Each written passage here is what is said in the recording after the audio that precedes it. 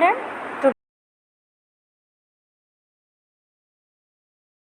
Today's Delhi सुल्तान। हमारा ये chapter 3 है आपका हिस्ट्री का चैप्टर 3। इसमें हम दिल्ली के जो सुल्तान हैं उनके बारे में पढ़ेंगे, ठीक है। Okay. In chapter 2 we saw that regions like the Kaveri Delta became the center of large kingdoms। Chapter 2 में आपने देखा कि the regions like the Kaveri delta, कि जो कावेरी नदी है, जो कावेरी डेल्टा है, वो जैसे बड़े बड़े जो रीजन क्षेत्र हैं बड़े राज्यों के केंद्र बन गए थे। It means Kaveri delta become the centre of large kingdoms, बड़े बड़े राज्यों के सेंटर बन गए थे कावेरी डेल्टा जैसे regions. Did you notice that there were no Delhi as capital?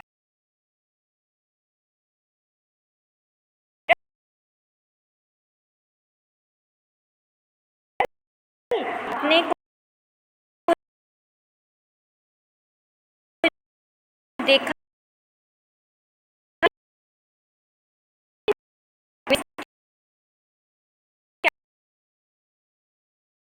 City only the 12th century. इसकी वजह यह है कि दिल्ली जो है वो इम्पोर्टेंट सिटी कब बना? 12वीं शताब्दी में ही बना। ओके। और जो दिल्ली के सुल्तान हैं उस टाइम पे आपने देखा कभी कि आपने देखा न्यू किंग्स एंड किंगडम्स में कहीं पे आपने नाम देखा हो कि इसकी राजधानी दिल्ली थी? नहीं। ऐसा इसलिए कि इम्पोर्टेंट राजधानी कब बना? ये 12th सेंचुरी में। Take a look at the table first. आपकी बुक में टेबल दी हुई है, ठीक है, आपको उसको देखना है। पेज नंबर 31 के ऊपर आपको पूरी टेबल अच्छे से पता होना चाहिए, उसको याद करना है। Delhi first became the capital of a kingdom under the Tomar Rajputs who were defeated in the middle of the 12th century by the Chauhan, also referred to as Chahamanas of Ajmer. Ajmer कहाँ पे है? अजमेर जो है वो राजस्थान में है। तो देखिए, अगर आप जो आपकी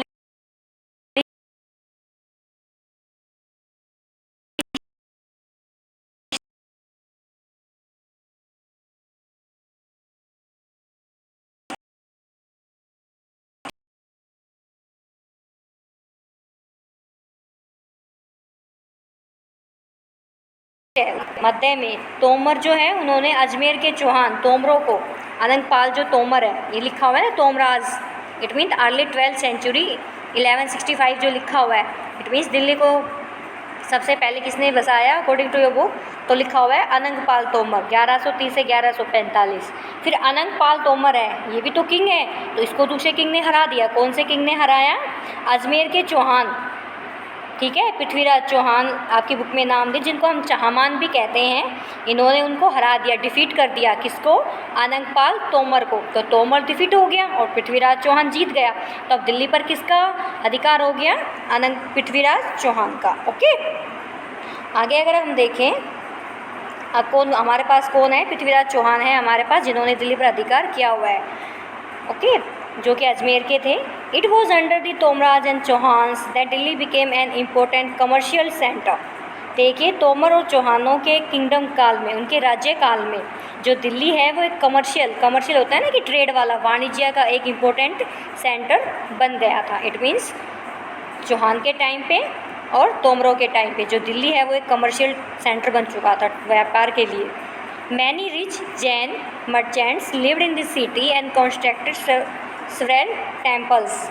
देखिए, इस शहर में बहुत सारे जो हैं जैन मर्चेंट्स होते हैं ना, व्यापारी और जैन, इन द सिटी में रहे एंड कंस्ट्रक्टेड सेवरल टेम्पल्स। इन्होंने क्या किया? इस शहर में बहुत सारे जैन व्यापारी रहते थे और सारे कैसे थे? रिच। और इन्होंने क्या करवाया? अनेक टेम्पल का निर्माण करवाया। किन्होंने? जैन मर्चेंट्स ने। Coin minted here called Dehliwal had a wide circulation. यहाँ दिल्लीवाल कहे जाने वाले सिक्के भी बनाए गए। सिक्कों को क्या कहा जाता था? दिल्लीवाल, जो काफ़ी सर्कुलेशन में थे, वाइड स्प्रेड हो रखा था जिनका, जो काफ़ी प्रचलन में थे। The transformation of Delhi into a capital that controlled vast areas of the subcontinent started with the foundation of the Delhi Sultanate in the beginning of the 13th century. ये देखिए, 13th सेंचुरी की बिगनिंग में जो दिल्ली सल्तनत है इसको फाउंड किया गया, इसकी स्थापना की गई, इसको ट्रांसफॉर्म किया गया। दिल्ली सल्तनत को कब ट्रांसफॉर्म किया गया? 13th सेंचुरी के बिगनिंग में।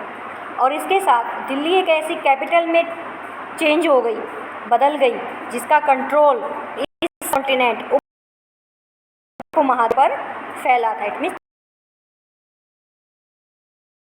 13वीं सदी। इसके साथ ही दिल्ली एक ऐसी राजधानी में बदल गई जिसका नियंत्रण इस उपमहाद्वीप के बहुत बड़े क्षेत्र पर फैला था। होता था पूरा subcontinent. Take a look at the table first again and identify the 5 dynasties that together made the Delhi सल्तनत। आपको टेबल फर्स्ट वापस से देखनी है और आपको बताना है कि कौन से 5 डायनेस्टी हैं, कौन से वंश हैं जिससे मिलकर दिल्ली सल्तनत बनी। ओके, अब कौन कौन से हैं देखो, आपके बुक में भी दिया हुआ है। राजपूत हैं, फिर तुर्की हैं, फिर खिलजी हैं, फिर तुगलक है, सैयद है, लोधी हैं। तो देखिए, ठीक है, तो तुर्की शासक से स्टार्ट, तुर्की, खिलजी, तुगलक, सैयद, लोधी। आगे देखिए, the Delhi sultans built many cities in the area that we now know as Delhi. जिस इलाके को आज हम दिल्ली के नाम से जानते हैं, वहाँ इन सुल्तानों ने अनेक सिटीज़ को बिल्ड किया, बनाया। Look at the map first and look at Delhi. Delhi एक गुना, सिटी एंड जनपद। देखिए आपकी बुक में ये मैप दिया। ओके, ये मैप अगर आप देखोगे तो इस मैप में आपको दिखेगा कि कहाँ पे क्या है। ओके, ये लिखा हुआ है, ये देखिए कुतुब मीनार के जस्ट इधर है। आप नीचे साउथ में देखिए, दिख रहा है आपको दिल्ली एक गुना।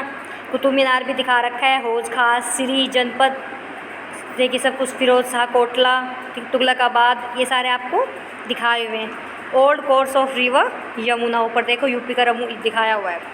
ओके, अब हम आगे चलते हैं। ये आपको टेबल है, आपको पता होना चाहिए किसके बाद कौन से आए। ठीक है, कि तोमर, अनंगपाल तोमर आए, फिर पृथ्वीराज चौहान आए, कुतुबुद्दीन ऐबक, फिर शमसुद्दीन इल्तुतमिश, रजिया, गयासुद्दीन बलबन, जलालुद्दीन खिलजी, अलाउद्दीन खिलजी। इनके बीच में छोटे छोटे राजा और बने थे, लेकिन वो आपकी बुक में आपको इम्पोर्टेंट नहीं है, तो मेन राजा का यहाँ पे नाम बताया गया। सैयद डायनेस्टी, और लास्ट कौन सी है, लोधी डायनेस्टी। लोधी के बाद आपने देखा है इब्राहिम लोधी, वो लोधी डायनेस्टी का लास्ट रूलर था इब्राहिम लोधी, जिसको बाबर ने 1526 में पानीपत के युद्ध में हरा दिया और बाबर ने दिल्ली पर कंट्रोल कर लिया। इट मीन्स मुगल की एंट्री हो गई।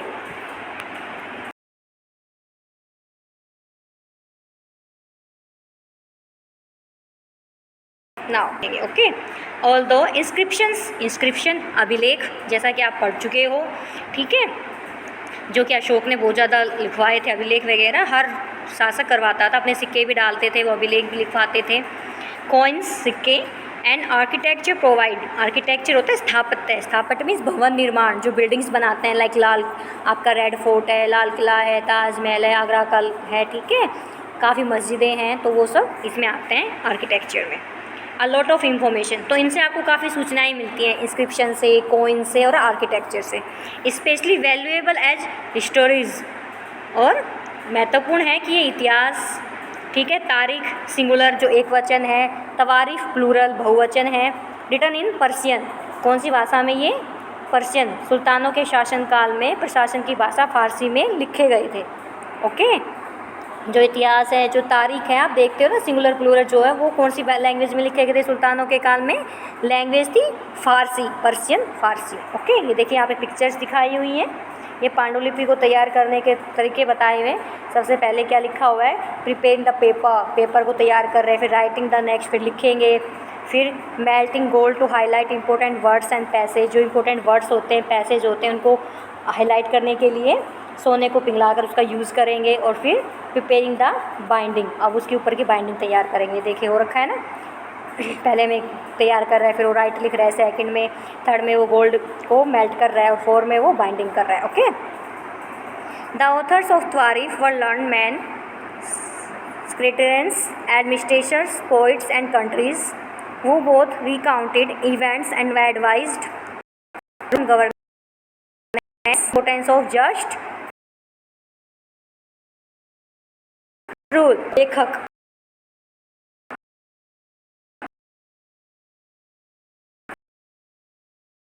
वह कहते थे, वो सच, एडमिनिस्ट्रेटर्स प्रशासक होते थे, पोइट कवि, और कोर्टियर्स दरबारी, जैसे सुशिक्षित, ठीक है, recounted events and advise rulers of governance. It means ये सुशिक्षित व्यक्ति होते थे तारीफ के लेखक, जो घटनाओं का, जो भी इंसिडेंट्स हैं उनका वर्णन भी का रूलर्स हैं, शासकों को प्रशासन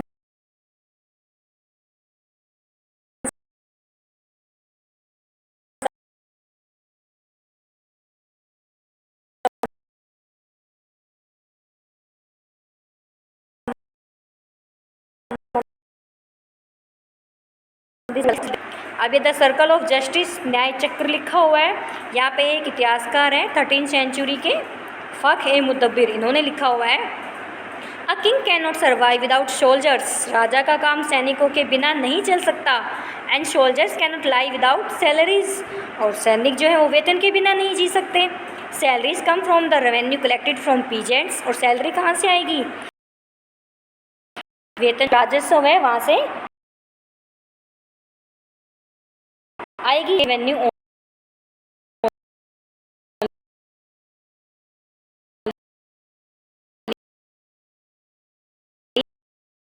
प्रेस खुशहाल हो और हैप्पी पर्सन हो, इट मीन्स वो वेल्थी हो। This happens when the king promote justice and honest governance, और ये सब कैसे होगा? ये सब तब होगा जब राजा कैसा हो? जस्टिस, न्याय और ऑनेस्ट ईमानदार प्रशासन को बढ़ावा दे। ओके, इट मीन्स वहाँ पे करप्शन ना हो, सब कुछ ऑनेस्टली। ओके, माइंड, अब कुछ बातें जो है अपने माइंड में रखिए। The authors of tawarikh lived in cities mainly Delhi, tawarikh के जो ऑथर्स हैं वो सिटीज़ में रहते थे, मेनली दिल्ली में रहते थे। And hardly ever in villages, गांव में शायद ही कभी रहते हों। Second point, they often wrote their stories for sultans in the hope of rich rewards. Second क्या लिखा है कि जो लेखक थे ना त्वारीफ के, वो अक्सर अपने जो इतिहास है, अपनी जो हिस्ट्री है, उसमें सुल्तानों के लिए ढेर सारे इनाम इकरार पाने की आशा में लिखा करते थे। और मान लो अलाउद्दीन खिलजी के संरक्षण में कोई इतिहासकार है तो वो अलाउद्दीन खिलजी की प्रेज में ही बुक्स लिखेगा। क्यों? क्योंकि उसको रिवार्ड मिलेगा। मोहम्मद बिन तुगलक है, उसकी प्रेज में कोई है तो उसी की प्रशंसा करेगा। ऐसे ही बाबर की साइड में कोई है, अकबर के काल में कोई है तो वो उनकी प्रेज में लिखते थे। क्यों? क्योंकि उनको रिच रिवॉर्ड मिलते हैं। These authors advise rulers on the need to preserve an ideal social order based on birth right and gender distinctions। ये लेखक जो हैं अक्सर उनके शासक जो होते थे उनको order based on birth right, उनको जन्मसिद्ध अधिकार और जेंडर डिस्टिंक्स होता है ना, लिंग भेद पर आधारित आइडियल समाज व्यवस्था बनाए रखने की सलाह देते थे कि आप शासकों को कि आपका जन्मसिद्ध अधिकार है और लिंग भेद पर आधारित आप एक आदर्श समाज व्यवस्था बनाए रखो, इसकी वो उनको एडवाइस देते रहते थे। There ideas were not shared by everybody, और उनके विचार जो हैं वो सारे लोग उनसे सहमत नहीं होते थे। इन 1230 देखिए 1236 लिखा हुआ है यहाँ पे, सुल्तान इल्तुतमिश डॉटर, सुल्तान इल्तुतमिश जो हैं उनकी डॉटर थी, उनका क्या नाम था? रज़िया। ये एकमात्र महिला हुई हैं शासिका सल्तनत काल में। The chronicle of the age Minhaj i Siraj, ये इतिहासकार हैं उस टाइम के जब रजिया शासन पर बैठी थी। मिनाज ए सिराज, इन्होंने एक्सेप्ट किया, रिकॉग्नाइज किया क्या कि that she was more able and qualified than all her brothers. Minhaj i Siraj ने ये एक्सेप्ट किया कि वह अपने सभी योग्य थी, एबल थी। उनके बेटे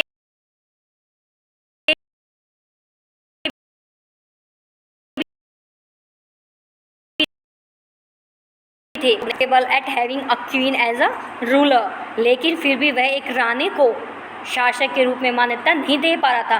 मिनाज साहब ने एक्सेप्ट किया कि हाँ वो एबल है, क्वालिफाइड है, बट उसका माइंड इस चीज़ को नहीं एक्सेप्ट कर रहा था कि एक वीमेन क्वीन एक रूलर करे, होता है ना कंजर्वेटिव कार्यवादी। Not were the nobles happy at her attempts to rule independently, दरबारी भी थे ना जो कर्टियर्स थे वहाँ के, उन्होंने भी इस चीज़ को एक्सेप्ट नहीं किया कि स्वतंत्र रूप से शासन करने की कोशिशों से वो प्रसन्न नहीं थे, मतलब मीन्स उसमें ऑब्स्टेकल्स लगाते रहते थे वो उसके शासन करने के टाइम पे। She was removed from the throne in 2014, 12 शासन से हटा दिया गया। देखिए उसे 4 साल 40, इट मीन्स उसने सिर्फ 4 साल काम किया। ओके, देखिए बर्थ राइट लिखा हुआ है। प्रिविलेजेस विशेषाधिकार, मतलब विशेष अधिकार है। Claim on account of birth, birth के बेस पे कि ये हमारा बर्थ इसमें हुआ है तो हमें ये प्रिविलेजेस मिलते हैं। जैसे पहले के टाइम पे ये पोप होते थे, तो पोप जो है उसको बर्थ राइट मिला हुआ था कि विशेषाधिकार है, वो चर्च से टैक्सेस वसूल करेगा और खुद टैक्स नहीं देगा। For example, people believed that nobles inherited their rights to govern because they were born in certain families. उदाहरण के लिए लोग मानते थे कि जो कुलीन व्यक्तियों को कुछ खास परिवारों में जन्म लेने के कारण अधिकार विरासत बेटा हो गया तो इट मीन्स वही राज्य प्रशासन करेगा।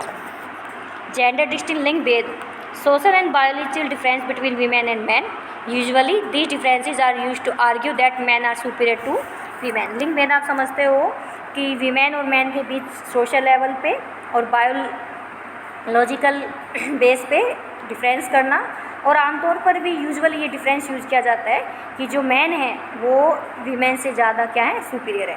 ओके, अभी मिनाज सिराज ने क्या कहा है रजिया के बारे में वो लिखा हुआ है। ओके, ये आप देख लेना। नेक्स्ट वीडियो में देखेंगे। Thank you.